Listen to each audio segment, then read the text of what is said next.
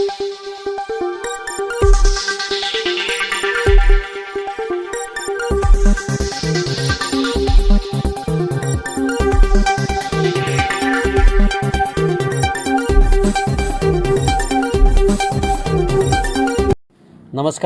SN news चॅनलमध्ये आपले स्वागत आहे।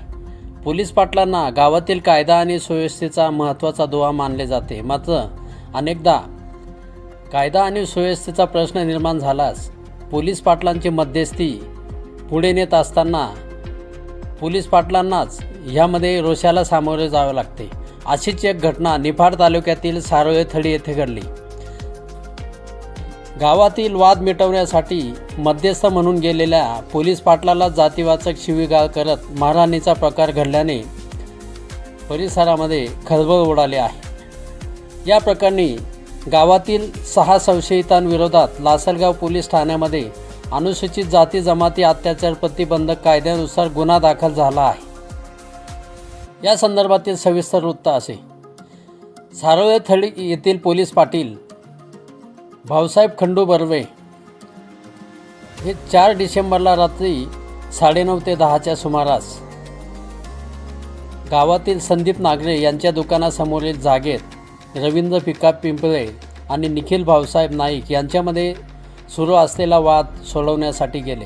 मात्र यावेळी संशयित आरोपी किरण रतन नागरे, गणेश मधुकर नागरे, सचिन रमेश नागरे, प्रकाश चिंदा नागरे, कैलास शिवाजी आव्हाड तसेच गणेश निवृत्ती नागरे यांनी कुरापत काढून जातीवाचक शिवीगाळ करत पोलीस पाटलालाच या ठिकाणी मारहाण केली। यामधील संशयित आरोपी गणेश नागरे याने हातातील लाकडी दांड्याने मारहाण केली। यानंतर हा वाद मिटवण्यासाठी फिर्यादी पोलीस पाटलाचे आई वडील आणि भाऊ भांडण सोडवण्यासाठी आले असता आरोपींनी त्यांनाही जातीवाचक शिवीगाळ करून हाताच्या चापटी आणि लाथाबुक्क्यांनी मारहाण करत जीवे मारण्याची धमकी दिल्याने परिसरात खळबळ उडाली आहे। फिर्यादी पोलीस पाटील यांनी लासलगाव पोलीस ठाण्यात तक्रार दिल्यानंतर पोलिसांनी गुन्हा दाखल केला आहे। निफाड येथील पोलीस अधिकारी के पाटील आणि त्यांची टीम या प्रकरणाचा तपास करीत आहेत। एसएन न्यूजसाठी प्रतिनिधी अण्णासाहेब बोरगोडे, निफाड। धन्यवाद। या बातमीपत्राचे प्रायोजक आहेत Jay Shankar Vijayangan senior citizen club आणि शिवसुमन आनंदाश्रम।